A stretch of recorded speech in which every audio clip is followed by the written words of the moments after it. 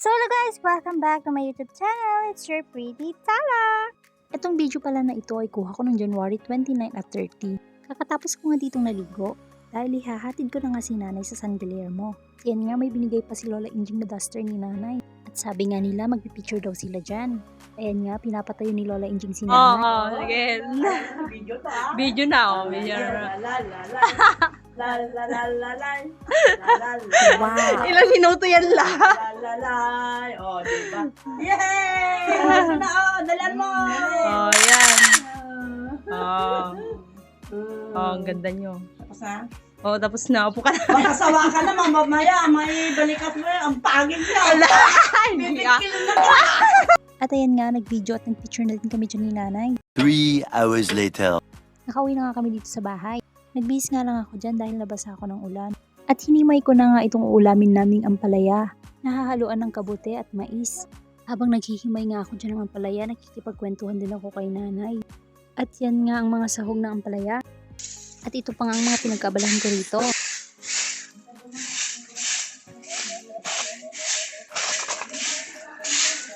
O diba ang tahimik rito? Katatapos ko nga nagkape dyan. Nagwalis na din ako sa kusina bago ako lumabas para magwalis sa harap ng bahay. Mataas na nga ang sikat ng araw dyan kaya mainit na.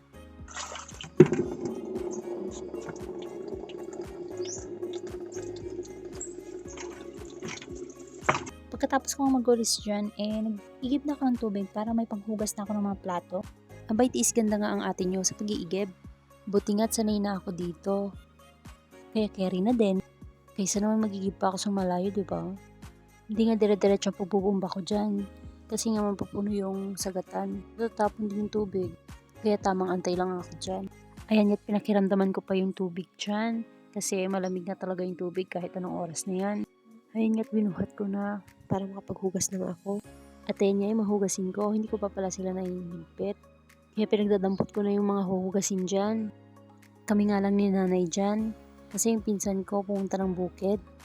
Mabuti na rin yun na meron yung pinsan ko rito para may kasama naman si nanay. Dito nga ipatapos na akong magligpit ng hugasin. Hindi nga nagana yung faucet dyan kaya kailangan ko pang lumabas para doon maghugas. At yan ya't naghuhugas na ako. Abay hindi talaga pwedeng matagal maghugas dyan dahil malamig ang tubig. At tapos na nga ako dito maghugas.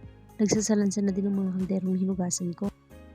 At dito nga bumaba ako para bumili ng ulam namin for lunch. O diba ang tahimik dito?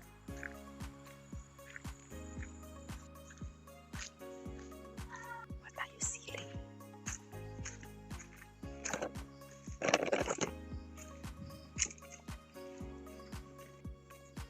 Dahan-dahan na. Baka magpaka natin ang mga luya. Oops. Sili oh.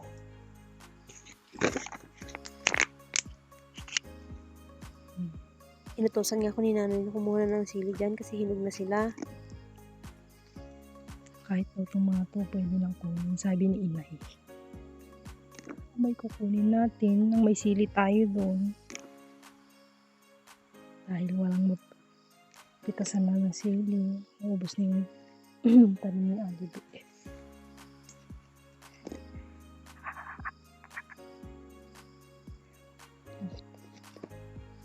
Diyan, may sili kami.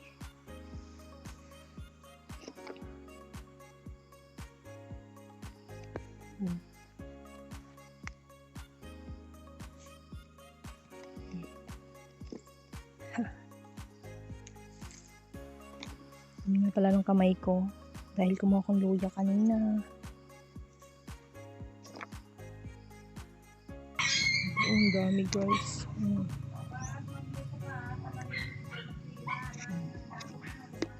Oo.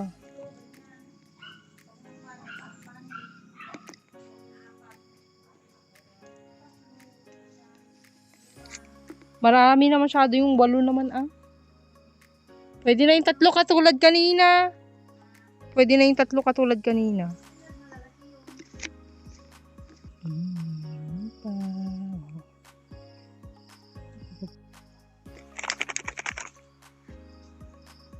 Pagkatapos kong kumuha ng sili, may nakita ulit akong luya kaya kinuha ko na. Nang madagdagan naman yung iuwi ko para may share ko pa kay Tilita. Tapos na nga ako dito, kaya tumayo na ako para pagsamasamahin yung mga kinuha kong luya. Marami nga rin talaga itong nakuha ko, kaya hahatiin ko para kila Antilita. Lasing ko na nga ito ng hapon at hihatid nga ako ng pinsan ko. Grabe nga yung ngiti ko dyan, ngiting uuwi na. At yan nga may pahabol pa si inay. Sabi niya may uwi din ako ng suka. Yung suka pala na yan ay gawa niya. Aba hindi talaga tayo tatanggin yan. Bukod sa libre ay masarap pa.